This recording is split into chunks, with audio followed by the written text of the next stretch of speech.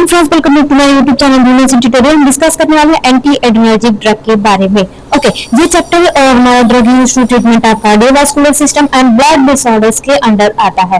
Pharmacological fifth chapter था, जो कि टॉपिक हमारा फोर्थ रहेगा। नेक्स्ट प्रीवियस वीडियो में हमने देखा था एडर्जिक ड्रग के बारे में। एडर्जिक ड्रग होता कैसे, कैसे मैकेनिज्म ऑफ एक्शन आपके ऊपर प्रॉपर तरीके से हमने देखा था। इसमें थोड़ा सा और रिवाइज करेंगे, आप जाके वहाँ पे एडर्जिक ड्रग ये जो हमने वीडियो प्रीवियस वीडियो डाला, आप जाके देख सकते हैं वहाँ पर मैकेनिज्म ऑफ एक्शन क्या है, वहाँ का जो फार्माकोलॉजिकल एक्शंस है वो क्या क्या है, वो आप जाके प्रीवियस वीडियो में देख सकते हैं। तो इस वीडियो में हम देखने वाले हैं कि एंटी एडर्जिक ड्रग किस किस रिसेप्टर्स को उसमें बाइंड कर रहे थे, तो इसमें किसको इनहिबिट कर रहे हैं, आई मीन नहीं बाइंड करने दे रहे हैं। जो एक्टिवेशंस है, जो प्रॉपर फंक्शंस है हमारी बॉडी में, क्या क्या फंक्शंस सो अप करने दे रहे हैं कि नहीं करने दे रहे हैं, उसका कंट्राइंडिकेशंस क्या होगा, इस मेडिकेशंस अंडर मेडिकेशंस आएंगे कितने, क्लासिफिकेशन कितना होगा, एंड फिर मेडिकेशंस किस किस पेशेंट को दी जाती है, एज किसके थ्रू प्रिस्क्राइब की जाती है, सब हम डिस्कस करेंगे। तो बने रहिएगा लास्ट वीडियो तक। Let's start the video. तो फर्स्ट हम प्रीवियस वीडियो में थोड़ा सा देख लेते हैं कि हम जैसा कि जब हम ड्रग कोई लेते हैं तो टू टाइप का फंक्शंस होता है, मैकेनिज्म टू टाइप्स का फंक्शन होता है। फार्माकोकाइनेटिक्स फंक्शंस होता है, फार्माकोडायनेस्टिक डायमेंशन फंक्शंस होता है, जो कि हमने प्रीवियस वीडियो में हमने बताया रखे हैं वन ही चैप्टर्स में। ओके, तो इस चैप्टर्स में हम क्या देखेंगे कि एंटी एडर्जिक ड्रग कैसे बाइंड नहीं कर रहा है और प्रीवियस वीडियो का क्या फंक्शंस रहेगा। तो फर्स्ट वन देखते हैं कि हमारा जो ये प्री साइनोटिक्स न्यूरोट्रांसमीटर है, जैसे ये प्री साइनोटिक्स न्यूरोट्रांसमीटर है, पोस्ट साइनोटिक न्यूरोट्रांसमीटर है। ओके, उस कंडीशंस में क्या हो रहे थे, तो ये जो था डोपामिन, थ्री ट्रांसमीटर होते हैं इसमें, जो प्री जो हमारा एंटी एडर्जिक ड्रग है, सॉरी एडर्जिक ड्रग में थ्री ट्रांसमीटर थे, जिसका हमने नाम जिसमें जो डोपामिन जैसे हो गए, एंड डोपामिन हो गया, और नेक्स्ट जो ट्रांसमीटर था वो था कि नॉन एपिनेफ्रिन हो गया एंड एपिनेफ्रिन। ओके, एपिनेफ्रिन को एड्रेनालिन भी बोलते हैं। एड्रेनालिन ये रिसेप्टर न्यूरोट्रांसमीटर थे इसके, और ये न्यूरोट्रांसमीटर क्या कर रहे थे कि जाके यहाँ पे चेंज होके ये कन्वर्ट होके डोपामिन जैसे न्यूरोट्रांसमीटर है, ये कन्वर्ट होके क्या हो रहा था, बना रहा था नॉर एपिनेफ्रिन। नॉर एपिनेफ्रिन जाके मॉलिक्यूल्स, ये नॉन एपिनेफ्रिन मॉलिक्यूल जाके यहाँ पे रिसेप्टर पे बाइंड कर रहे थे। And different type of receptors थे, डिफरेंट टाइप ऑफ फंक्शंस थे रिसेप्टर के, डिफरेंट टाइप ऑफ प्लेस थे उनके रिसेप्टर्स के, जैसे बीटा ब्लॉकर भी, alpha blocker, alpha 1 alpha B ऐसा था करके, एंड बीटा में 1 बीटा 2 बीटा 3 था, ये ब्लॉकर, ये रिसेप्टर्स थे। और वहाँ पे ये एडर्जिक ड्रग में ये जो रिसेप्टर्स थे प्रॉपर अमाउंट में क्या हो रहे थे कि नॉर्मली ये बाइंड कर रहे थे। अगर कोई मॉलिक्यूल्स नॉन एपिनेफ्रिन का जो मॉलिक्यूल्स था वो बच जा रहा था, तो वो रिवर्सिबल फीडबैक दे रहा था। आई मीन जो रिवर्सिबल फीडबैक जो लेता है रिसेप्टर्स, वो अल्फा 2 रिसेप्टर्स था, जो कि प्री जो साइनोबियल न्यूरोट्रांसमीटर था उसको फिर से बाइंड कर रहा था, जिसको कहते थे हम निगेटिव फीडबैक दे रहा है अल्फा 2 रिसेप्टर्स। ओके, ये डायलेटर का काम कर रहा था उसमें एडर्जिक ड्रग में। लेकिन इसमें क्या होगा, इसमें क्या होने वाला है नेक्स्ट लेवल पे, ये हम देखेंगे। इसमें जो सिंपैथेटिक नर्वस सिस्टम जैसे फंक्शन कर रही है, उस फंक्शन को कैसे इनहिबिट कर रहा है एंटी एडर्जिक। नाम में ही इसमें बताया गया है कि एंटी एडर्जिक, जो एडर्जिक मॉलिक्यूल्स थे, नॉर एपिनेफ्रिन जो था वहाँ पे एक्टिवेट जो हो रहा था मॉलिक्यूल्स, उसको इनहिबिट करना होता है। नॉर एपिनेफ्रिन को बोल सकते हैं हम, उसमें बोल रहे थे एडर्जिक ड्रग को क्या बोल रहे थे कि जो एडर्जिक ड्रग को सिंपैथोमाइमेटिक बोल रहे थे, बट इसमें एंटी एडर्जिक ड्रग को क्या बोलेंगे, इसका नेक्स्ट नाम होगा सिंपैथोलाइटिक्स। इट मीन्स इनहिबिटर या ब्लॉकर, और इसका मतलब होता है, इस एंटी एडर्जिक का नाम है। ओके, फर्स्ट वन चलते हैं हम इंट्रोडक्शन की तरफ से, नेक्स्ट लेवल पर जाएंगे धीरे धीरे करके। ठीक है, इंट्रोडक्शन क्या क्या हो सकते हैं, इसके इंट्रोडक्शन क्या होता है, फंक्शंस क्या करता है हमारी बॉडी में, दैट मीन्स की there drug which block the actions. इसका जो एक्शंस होगा, ये एंटी एडर्जिक ड्रग जो कर रहा है क्या कि ब्लॉक कर रहा है, ये ब्लॉक करने का एक्शन कर रहा है किसको, एड्रेनालिन को। एड्रेनालिन हमने किसको बोला था, हमारा जो रिसेप्टर है एड्रेनलिन को ब्लॉक कर रहा है। इट मीन्स हमारा 3 रिसेप्टर्स थे, जैसे कि इपिनेफ्रिन रिसेप्टर हो गया, नॉन इपिनेफ्रिन रिसेप्टर हो गया, डोपामिन हो गया। तो ये मेडिकेशन एंटी एड्रेनर्जिक मेडिकेशन किसको ब्लॉक कर रहा है? तो epinephrine in means is called by adrenaline को। ओके, एड्रेनलिन को क्यों रिसेप्टर को ब्लॉक्ड कर रहा है? ताकि वो जो एड्रेनलिन है वो डोपामिन वगैरह जो कन्वर्ट हो रहे थे नोर इपिनेफ्रिन में, नोर ईपी इपिनेफ्रिन में जो कन्वर्ट हो रहे थे, कन्वर्ट होके यहाँ पे रिसेप्टर्स पे, टाइप ऑफ रिसेप्टर्स के जो रिसेप्टर्स थे वहाँ पे बाइंड हो रहे थे, बाइंड होके ये मॉलिक्यूल्स बाइंड होके जो एक्टिवेट हो रहे थे हमारी बॉडी में, सिस्टम एक्टिवेट हो रही थी, उस एक्टिवेट को क्या कर रही है? ब्लॉक्ड कर रही है। ये अंडरस्टैंड, ये क्या कर रही है? ये मॉलिक्यूल्स को, I mean neurotransmitter receptor, neurotransmitter molecules को क्या कर रही है? ब्लॉक्ड करने का काम कर रही है। तो नेक्स्ट हम इंट्रोडक्शन देख लेते हैं कि this drugs which is block the action of alpha and beta block adrenaline. It means कि ये जो ड्रग होती है एंटी एड्रेनलिन ड्रग तो होती है, alpha receptors and beta receptor both receptors को क्या कर रही है? ब्लॉक करने का काम कर रही है। ये रिसेप्टर जो थे एड्रेनलिन के रिसेप्टर्स थे, जो कि हमने प्रीवियस वीडियो में अच्छे से बताया कि रिसेप्टर्स में कितने होते हैं, उसमें टाइप्स कितने होते हैं और किस किस को ब्लॉक कर रही है। उस रिसेप्टर को प्रॉपर तरीके से ये ब्लॉक कर रही है। ओके, एंड रिसेप्टर को ब्लॉक कर रही है जिसको क्या कहा जा रहा है? तो anti adrenaline drug, anti energetic drug, I mean adrenaline नहीं है, एंटी एनर्जिक ड्रग है। ओके, तो ये हमारा इंट्रोडक्शन हो गया। अगर बात की जाए तो इसमें रिसेप्टर्स की ब्लॉकर किस किस रिसेप्टर को ब्लॉक्ड करा जा रहा है, तो बात की जाए तो उसका जो alpha receptor and beta receptors है एंटी एड्रेनलिन, बस इसी को ब्लॉक्ड कर रही है।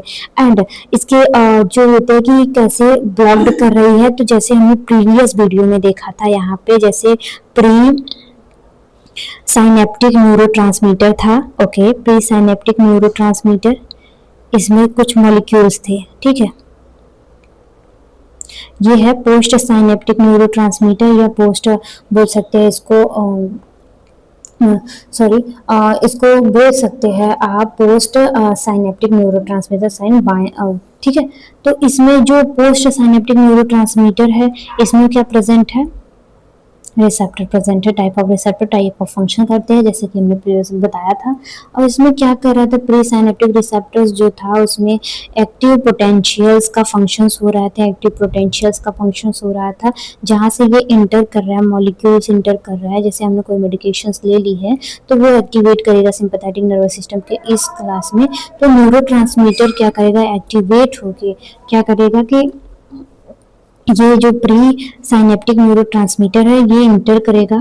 इंटर करने के बाद ट्रायरोसिन बना रहा था। ओके, सो इंटर जैसे ही इंटर कर रहा है तो सोडियो डिपेंडेंट टायरोसिनो ट्रांसपोर्ट में क्या कर रहा था? इंटर कर रहा था। ओके, तो क्या कर रहे थे कि ये जो इंटर कर रहा था इसमें 3 ट्रांसमीटर थे, 3 ट्रांसमीटर इंटर करके, ओके, इंटर करके जो डोपामीन था, ठीक है, डोपामीन जो था, आई मीन जो टायरोसिन था, टायरोसिन डोपा में कन्वर्ट हो रहा था, लियो डोपा में कन्वर्ट हो रहा था, लियो डोपा डोपामीन में कन्वर्ट हो रहा था, डोपामीन किस में कन्वर्ट हो रही थी? तो ये डोपामीन जो था स्टोर हो रहा था। जो ये न्यूरोट्रांसमीटर है ये सब स्टोर हो रहे थे, किसमें स्टोर होता है? डाइक्लोसाइक्लिन में स्टोर हो रहे थे। ओके, सॉरी, डाइक्लोसाइक्लिन साइनेप्टिक वेसल्स में, ये सॉरी साइनेप्टिक वेसल्स में क्या कर रहे थे? ये स्टोर हो रहे थे। ये साइनेप्टिक वेसल्स में स्टोर होके ये कन्वर्ट किस में हो रहे थे? तो ये कन्वर्ट हो रहे थे हमारे ये जो प्रोसेस था साइनेप्टिक नैरो इपिनेफ्रिन में कन्वर्ट हो रहे थे, नोर इपिनेफ्रिन, नोर इपिनेफ्रिन में कन्वर्ट हो रहे थे। नोर इपिनेफ्रिन क्या कर रहा था? ये फिर मॉलिक्यूल्स कन्वर्ट हो रहा था नोर इपिनेफ्रिन में, ठीक है। और नोर इपिनेफ्रिन में कन्वर्ट होने के बाद ये नोर इपिनेफ्रिन मॉलिक्यूल जाके पोस्ट रिसेप्टर्स जो थे, ठीक है, पोस्ट जो हमारा पोस्ट जो साइनेप्टिक रिसेप्टर्स थे वहाँ पे बाइंड कर रहे थे। बाइंड करने के बाद क्या कर रहे थे, एक्टिवेट कर रहे थे। तो इसी बाइंड करने की ये नोरेपिनेफ्रिन को बाइंड न करना, उसको इनहिबिट कर देना। जैसे कि हम बता सकते हैं कि जैसा ये है नोरेपिनेफ्रिन हो गया, ये आ रहा है, ये बाइंड कर रहा है बीटा, जैसे मान लीजिए ये बीटा रिसेप्टर है या अल्फा रिसेप्टर है, कोई भी रिसेप्टर जाके ये नोरेपिनेफ्रिन इस पे बाइंड कर रहा था।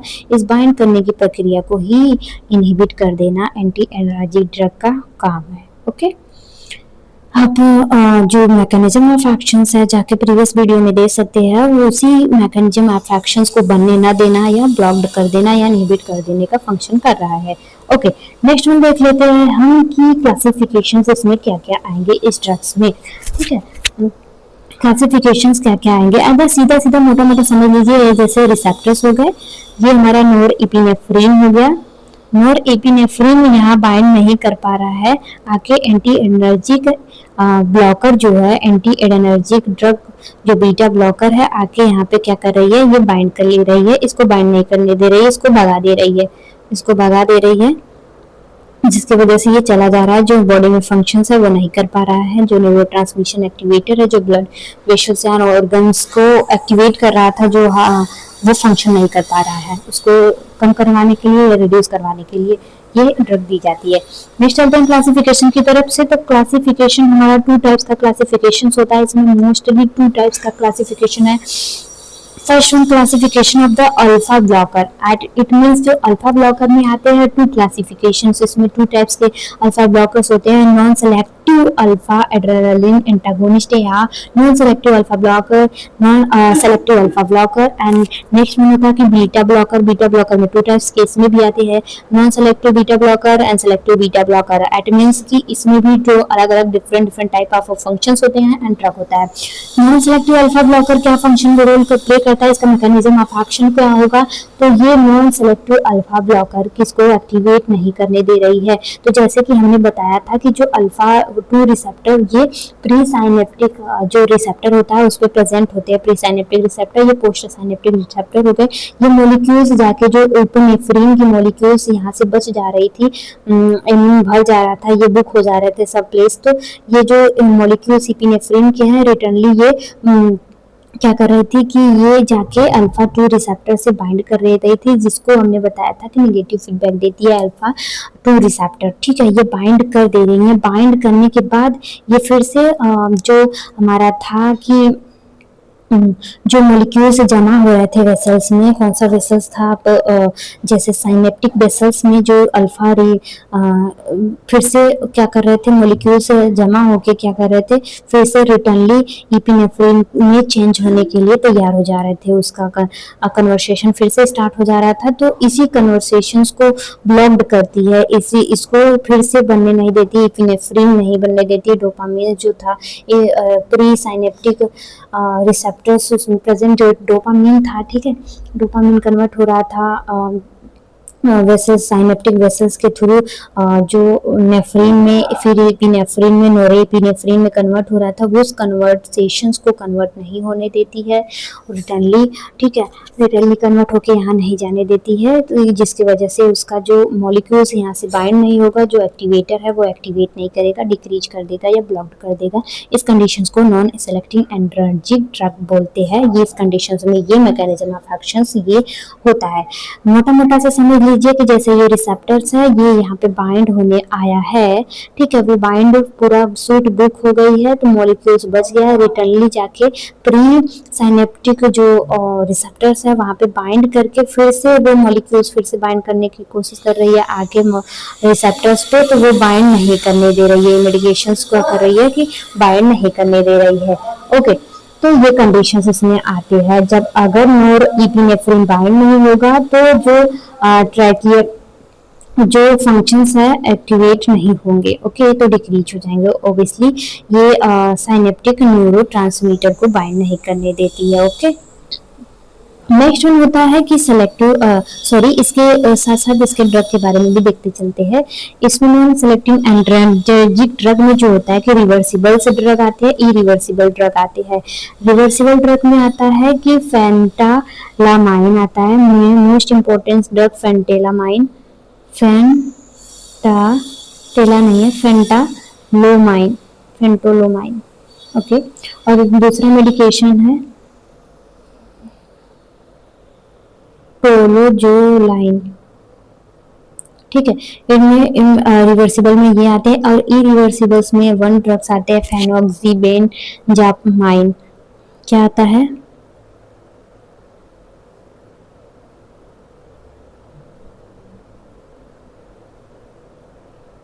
ओके, ये दो मेडिकेशंस आती है, non selecting alpha adrenergic blocker या बोल सकते हैं एंटागोनिस्ट या बोल सकते हैं इनहिबिटर में। नेक्स्ट वन चलते हैं सेलेक्टिव अल्फा एड्रेनर्जिक एंटागोनिस्ट में। सेलेक्टिव अल्फा एंटागोनिस्ट में जो होता है कि टाइप ऑफ मेडिकेशंस आते हैं, ये मेडिकेशन क्या करती है सेलेक्टिव, ये क्या करती है कि अल्फा 1 एंड अल्फा 2 से बाइंड करती है। ये दोनों अल्फा जो सेलेक्टिव होती है ये क्या करती है कि ये डायरेक्टली किससे बाइंड करती है, तो ये alpha 1 receptor and alpha 2 receptor से डायरेक्टली बाइंड कर देती है, डायरेक्टली बाइंड करती है। ये रिवर्सिबल नहीं सो प्ले करती है, रिवर्स जाके वहाँ पे बाइंड नहीं करती है, या बोल सकते हैं प्री साइनेप्टिक रिसेप्टर पे बाइंड नहीं करती है। ठीक है, ये डायरेक्टली बाइंड करने की प्रक्रिया को इनहिबिट करती है। नोरेपिनेफ्रिन एक्टिवेट जो एक्टिवेटर होता है अल्फा 1 रिसेप्टर से एंड अल्फा 2 रिसेप्टर से, वो लोइंग कर देती है। एंड जो ब्लड प्रेशर्स वगैरह होते हैं, ब्लड प्रेशर को इनहिबिट करना, हाइपरटेंशन को कम करना, ये प्रक्रिया इसमें चलते हैं। वैसोडाइलेटर काफी फंक्शन करती है एंड स्मूथ मसल्स को रिलैक्सेशन करने का काम करती है। नेक्स्ट वन इसमें मेडिकेशंस क्या क्या आएंगे, तो सेलेक्टिंग अल्फा एंटागोनिस्ट में क्या आएगा, तो इसमें आएगा सब लोल करके आएगा, नहीं सॉरी सीन करके आएगा, प्रोजोसिन हो गया, टेरोजोसिन हो गया एंड सीन करके आएगा लास्ट में, एंड अल्फ्यूजोसिन हो गया।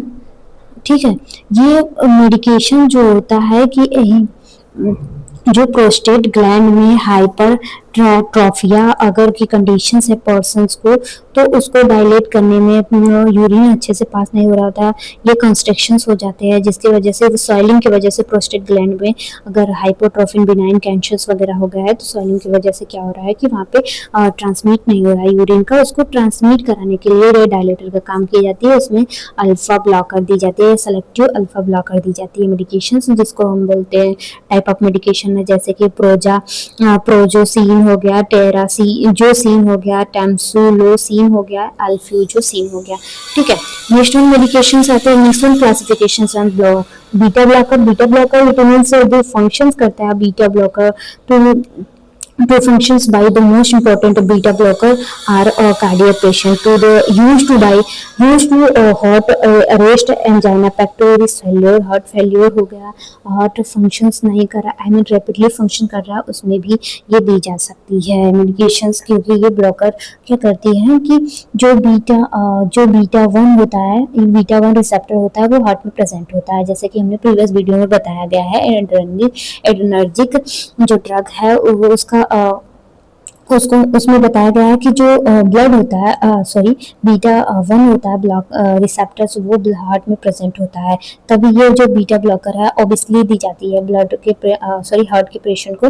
ठीक है, तो ये बीपी डिक्रीज करने में हेल्प करती है। ओके, बीपी डिक्रीज करने में यहाँ ये रिसेप्टर जाके यहाँ पे मॉलिक्यूल्स हम बीटा ब्लॉकर दे दिए, तो ये बीटा ब्लॉकर क्या करेगी कि मॉलिक्यूल्स जो इंडिकेट कर रहे थे हाई कंस्ट्रक्शन रिलैक्सेशंस को, इसको इनहिबिट कर देंगे, ये जाके वहाँ पे बाइंड कर लेंगे, ताकि वो जो मॉलिक्यूल्स है इपिनेफ्रिन वाले मॉलिक्यूल्स है, नोरेपिनेफ्रिन वाले मॉलिक्यूल्स है, वो बाइंड ना हो पाए, और बीटा ब्लॉकर बाइंड करके उनको इनहिबिट कर दे, उनको हटा दे, ताकि कंस्ट्रक्शन रिलैक्सेशन डिक्रीज हो जाए, ब्लड प्रेशर डिक्रीज हो जाए, जो हार्ट का आउटपुट है उसको भी डिक्रीज करती है, एंड जो हार्ट का लोड होता है, हार्ट लोड उनको भी डिक्रीज, और कंस्ट्रक्शंस जो आउटपुट होता है उसको भी डिक्रीज करना, कंस्ट्रक्शंस भी डिक्रीज करना, जो कंस्ट्रक्शन रिलैक्सेशन होते हैं ब्लड हार्ट में सॉरी, तो उसको भी डिक्रीज करना होता है। इसमें भी 2 टाइप्स के आते हैं, non selective beta blocker. Non selective beta blocker में बीटा 2 रिसेप्टर प्रेजेंट होता है, ये क्या करता है, ब्लॉक करता है,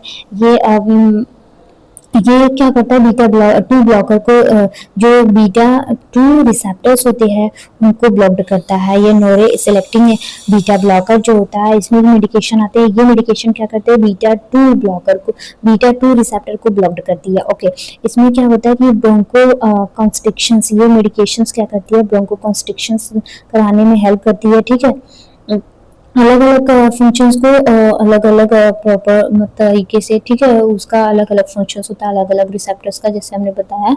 ठीक है, तो इसमें जो मेडिकेशंस आते हैं जैसे कि टीमोलोल, लोल करके कोई भी मेडिकेशन आएगा, लोल करके टीमोलोल आएगा, सोटालोल आएगा एंड नाडोलोल आएगा, नाडोलोल। ठीक है, ये three medication are most important medication and popular medication है, टीमोलोल, सोडालोल एंड नोडेलोल। ठीक है, नेक्स्ट मेडिकेशन की तरफ चलते हैं, selective beta blocker. And selective beta blocker is the functions of and the most important function of dilations, COPD में function, asthma के patient को फंक्शन, एंड ये कैल्शियम चैनल ब्लॉकर का भी फंक्शन करती है। ओके, और मायोकार्डियल इन्फ्रैक्शंस है, उस कंडीशंस में ये बहुत इंपॉर्टेंट है, एंजाइटी है, एरिथमिक अरेस्ट वगैरह है, ये दुनिया के कंडीशंस है, तो वो कंडीशन वैसोडाइलेशन के कंडीशंस में ये हेल्प कर जाती है कि वैसोडाइलेशन हो जाए। ठीक है, सेलेक्टिव बीटा ब्लॉकर, इसमें जो मेडिकेशंस आते हैं तो अल्टेनोलोल आते हैं, इसमें भी लोल करके आते हैं, अल्टेनोलोल, एस्टेमोलोल और जो बायोसोप्रोलोल, बायोसोप्रोलोल कैल्शियम चैनल ब्लॉकर का भी फंक्शन शो करता है। एंड लास्ट में मेडिकेशन मेटाप्रोलोल,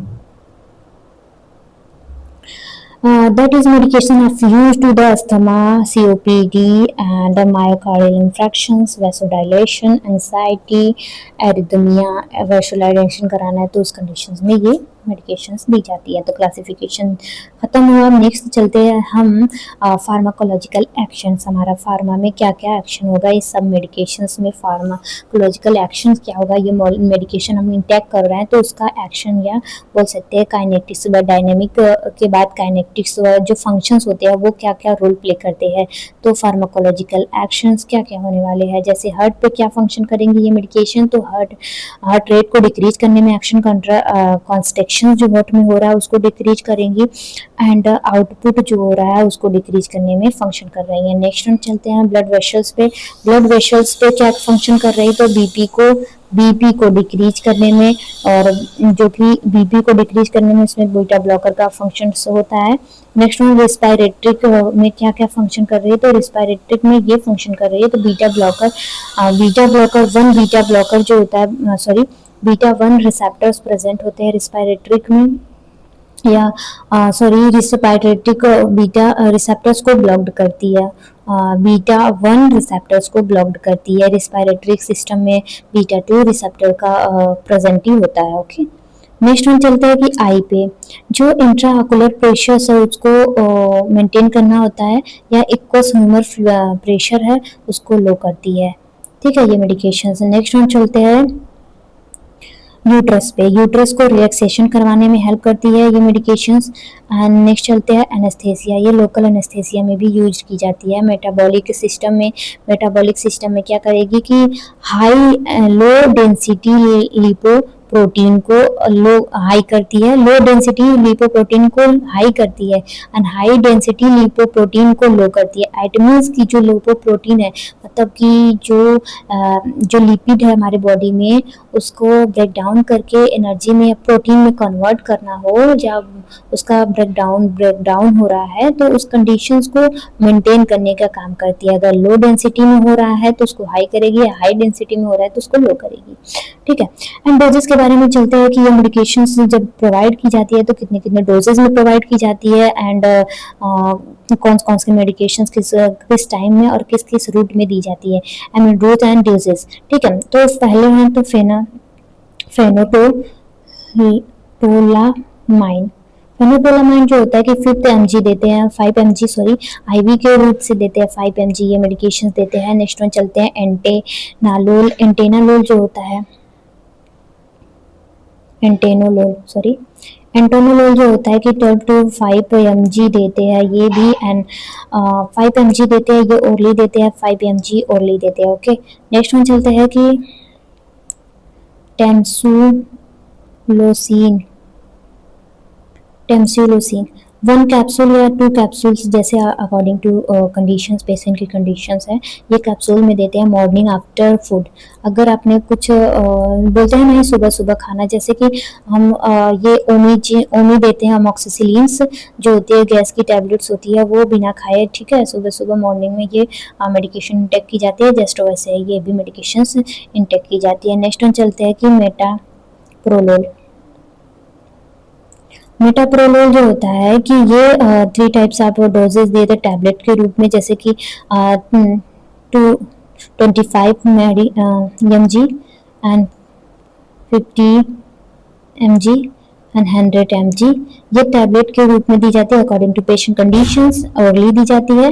अगर हम आईवी की बात करें तो 5 mg देते हैं आईवी इंजेक्शन के थ्रू, ठीक है, इंजेक्शन के थ्रू। ये इसमें प्रॉपर इनवेज नहीं है कि ये IM देते हैं, IV सब्क्यूटेनियस देते हैं, वो इंजेक्शन के थ्रू 5 mg देते हैं। ओके, तो नेक्स्ट चलते हैं हम मेडिकेशंस की तरफ। आप ये मेडिकेशन का डॉट एंड रूटेड हो गए हैं, तो नेक्स्ट चलते हैं इंडिकेशन की तरफ। ये मेडिकेशन कहाँ कहाँ यूज होते हैं, तो इंडिकेशंस क्या क्या होने वाले हैं। तो indication first one and most important जो होते हैं पेरिफेरल वैस्कुलर डिजीज। अगर पर्सन को पेरिफेरल वैस्कुलर डिजीजेस हैं, पेरिफेरल वैस्कुलर डिजीजेस हैं, तो उसमें प्रोवाइड की जाती है ये मेडिकेशंस। नेक्स्ट वन होता है कि हाइपर टेंशंस।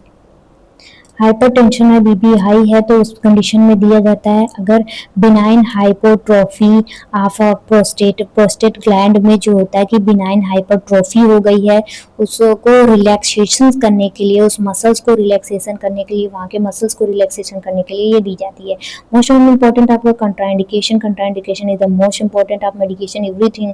आप मेडिकेशन अगर आपको नहीं पता है कंट्राइंडिकेशन किस किस पेशेंट को देना है, नहीं देना है, तो आप कोई भी मेडिकेशन कभी भी प्रोवाइड नहीं कर पाएंगे, ठीक है। तो ये मेडिकेशंस देने से पहले आपको पता होना चाहिए, एंड कोई भी इसके साइड इफेक्ट्स हैं तो वो पेशेंट को इन एक्सप्लेनेशंस देने पड़ेंगे, ठीक है। तो ये कंट्राइंडिकेशन क्या क्या होगा कि अगर पेशेंट हाइपर सेंसिटिविटी है उस मेडिकेशन से, उसको एलर्जी है, या उसका बॉडी जो हो रहा है कि उस मेडिकेशन के अगेंस्ट फाइटिंग करना स्टार्ट कर दे रहा है, एलर्जिक रिएक्शन शो कर देना है, तो उस कंडीशन में नहीं देने वाले हैं।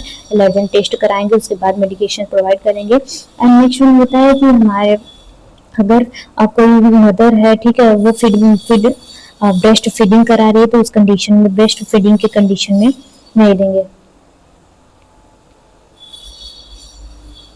इस कंडीशन में नहीं देंगे। अगर प्रेग्नेंट लेडी है तो उस कंडीशन में नहीं देंगे। अब तो प्रेग्नेंट लेडी है, अगर ये कंडीशन देखने को मिल रही है, अगर ज़रूरत है एंटी एनर्जिक ड्रग मेडिकेशंस को लेने की, तो आप गायनेकोलॉजिस्ट से जाके पहले वहाँ पे कंसल्ट ले लें, ठीक है। इसका एडवर्स इफेक्ट क्या क्या वो देखने को मिलेगा।